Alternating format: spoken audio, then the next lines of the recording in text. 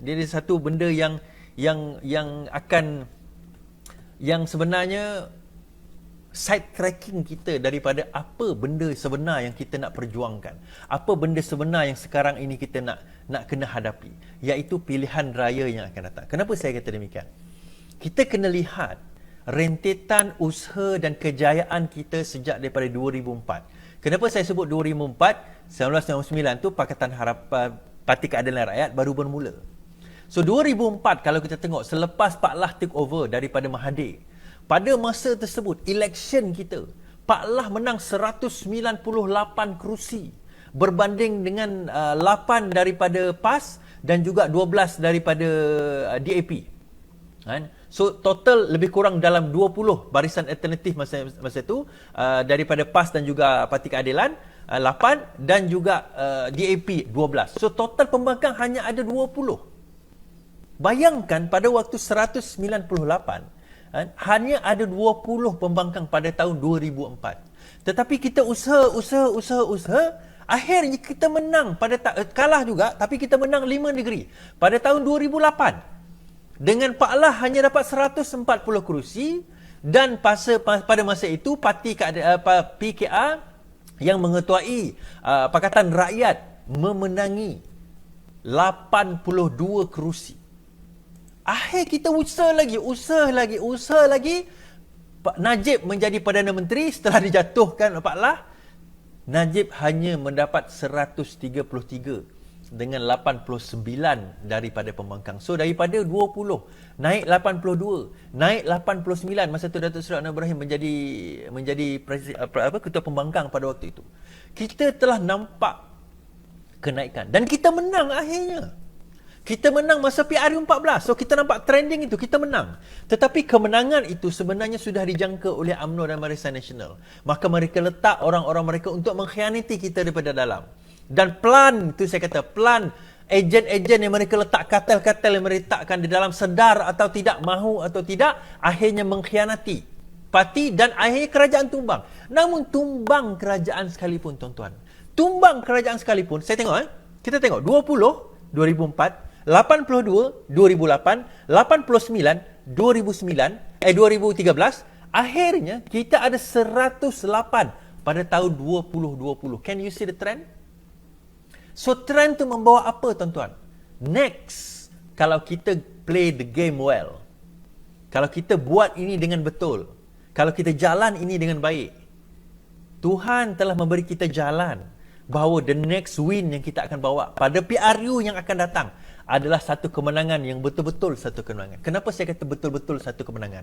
Kenapa saya kata yang menang sebelum ini bukan betul-betul satu kemenangan, tuan-tuan dan puan? Kerana kemenangan yang kita ada sebelum ini adalah satu kemenangan yang dinodai dan disaluti oleh pengkhianat-pengkhianat, dinodai dan disaluti oleh mereka-mereka yang mahu menghancurkan kita daripada dalam untuk memastikan kita tidak angkat bangkit balik. Kita tidak akan bangkit balik. Tetapi tuan-tuan dan puan, kalau kita tengok sejarah politik Malaysia, jangan tengok yang berlaku hari ini. Kita tengok for the past not 20 years, 60 years, tidak ada parti yang boleh menggabungkan pembangkang, yang boleh menang kerajaan sebagaimana yang dilakukan oleh Pakatan Harapan, sebagaimana yang dibawa oleh Parti Keadilan Rakyat pada hari ini. Sebelum ini kalau kita nak dengar perkataan 2/3 tu, majoriti kecil tu adalah satu benda yang sangat susah. Setiap kali undian 2/3, 2/3, 2/3. Kadang-kadang saya macam dah feras dah. Saya kata macam mana nak tumbangkan kerajaan Barisan Nasional. Saya ingat lagi dulu. Macam mana nak tumbang kerajaan Barisan Nasional? Sungguhlah kuat. Sampaikan setiap kali undian di Dewan Rakyat, kita mesti 2/3, 2/3, 2/3. Tetapi apa yang berlaku hari ini? Bukan 2/3. 3 je kerusi. Daripada 2/3, tinggal 3 kerusi je. 108 ke 111. Ada orang kata, alah Is, 3 pun menang juga. Betul. Tetapi saya selalu kata, menang tidak nampak menang. Kalah tidak nampak kalah. Kenapa saya kata menang tidak nampak menang? Kalah tidak nampak kalah. Menang di 111 itu bukan pengakhiran. Dan ini yang orang sana kena faham. Ini yang Perikatan Nasional kena faham. Ini bukan pengakhiran. Pengakhiran kenapa? Oh, lepas ni Pakatan Harapan nak buat apa-apa lagi ke? Dia bukan Pakatan Harapan, tuan-tuan dan puan. di apa yang ada di dalam 111 itu. UMNO sekarang sudah menyedari bahawa Perikatan Nasional itu tidak kuat. UMNO sudah sedar bahawa Perikatan Nasional tidak kuat. UMNO sedar Bersatu sedang menguatkan parti mereka untuk memastikan bahawa the next election mereka akan bertembung. Kalau sekiranya berlaku pertembungan, yang mereka pasti akan berlaku pertembungan, pertembungan itu akan memastikan bahawa mereka akan menang dan terus berkuasa. Tuan-tuan dan puan-puan, Bersatu tak nak berada di bawah UMNO. Bersatu tidak mahu berada di bawah UMNO. Sebab itu saya kata pengkhianat ini akan sentiasa tidur dengan mata sebelahnya terbuka, mata sebelahnya tertutup. Kenapa mata sebelahnya terbuka? Sebab dia nak tahu siapa yang nak khianat aku esoknya. Malam ni siapa yang nak pergi bunuh aku? Esoknya siapa nak pergi racun aku? Siapa nak pergi lagi buat rancangan komplot untuk menyusahkan aku? Dan dia orang akan bekerja dalam keadaan COVID, keadaan ekonomi yang tidak menentu, rating kita semakin turun daripada A- kepada BB+, investors yang tak berani masuk ke dalam negara kita kerana kerajaan pun hanya ada 111 kerusi, yang ada majoriti satu je. Ada yang kata majoriti 112 sebab 2 ahli parlimen meninggal dunia. Maka jadi 220. Bagi 2, 110. Dia ada 111. So dia ada satu je majoriti.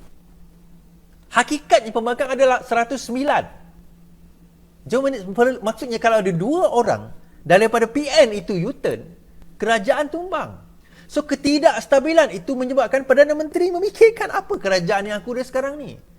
Aku ada menteri, aku ada ahli kabinet, tetapi aku terpaksa suap mereka dengan gaji, dengan pangkat, dengan darjat. Aku ada parti-parti, tetapi parti-parti di dalam komponen aku bukan komponen yang berada bersama dengan aku kerana percaya kepada perjuangan aku, tetapi mereka berada bersama dengan aku kerana mereka tahu mereka nak merasa menjadi kerajaan, nak bagaimana nak rasa nak jadi menteri. PAS tak pernah jadi menteri, Timbalan Menteri tak pernah jadi kerajaan, dia nak rasa. UMNO dah selalu sangat jadi kerajaan, tak nak hilang kuasa, dia tak nak terus merasa. Jadi sebab itu kuasa ini dia macam dalam cerita Lord of the Ring lah. Lord of the Ring yang mana ada satu makhluk yang ada cincin tu. Apa? Gollum nama macam tu. Tak ingat lah. Lord of the Ring.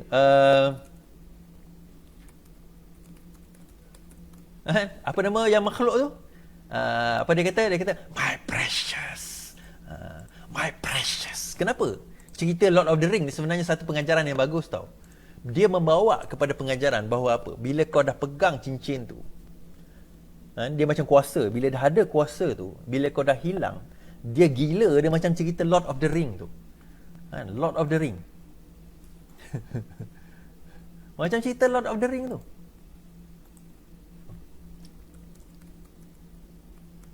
Kena cari juga makhluk ni. Gollum. Dia macam cerita Lord of the Ring tu lah. Saya kena share juga benda ni. Sebab apa saya kata? Inilah dia makhluk. Makhluk yang nak tak nak, suka atau tidak, makhluk ini terpaksa nak cuba juga merasa walaupun sekejap untuk mereka apa? Untuk mereka nak merasa sedikit. Merasa sedikit. Sedikit pun tak apalah dia kata. Kuasa yang ada. Kenapa perlu merasa sedikit kuasa yang ada? Sebab selama ni mereka sentiasa dengan kuasa tersebut. Itu UMNO. Yang mana tak pernah merasa kuasa pula, macam si PAS tu, mereka pula nak merasa kuasanya. Dia nak merasa kuasanya. Dia nak merasa macam mana nak jadi menteri tu.